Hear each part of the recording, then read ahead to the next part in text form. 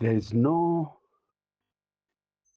naming system in the Bible that is prescriptive, that you are directed.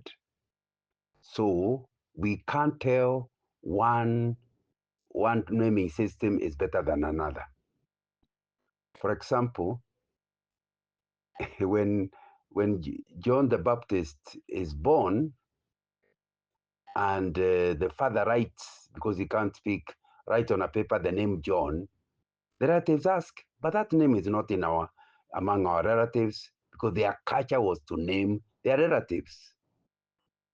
That is descriptive rather than prescriptive.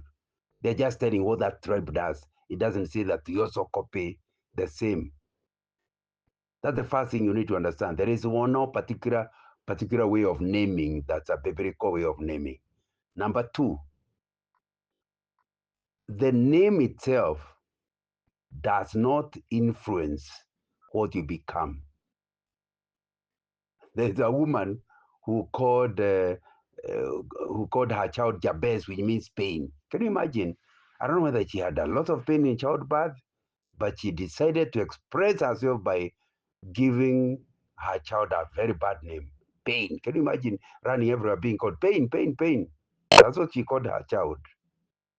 That child grew and knew God and prayed to God to expand his territory. God did not need to change the name. He continued being called Jabez, yet he was blessed.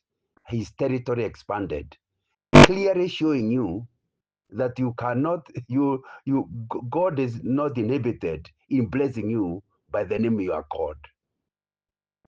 However, having said all that, if I were you and I want to name my child and have the freedom, I will name a child something I enjoy calling. Since I'm the one naming, a name I enjoy calling. I and if I don't have a problem with my tribal way of naming, it does not that the name it does not bring a curse or or a blessing. The name is just a name. Then I can use my tribal way of naming. So the Bible hasn't told me to stop it.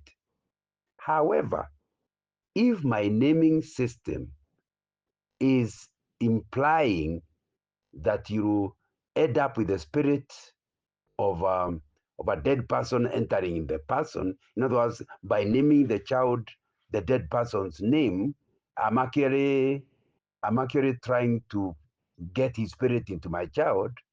That's a no-go zone.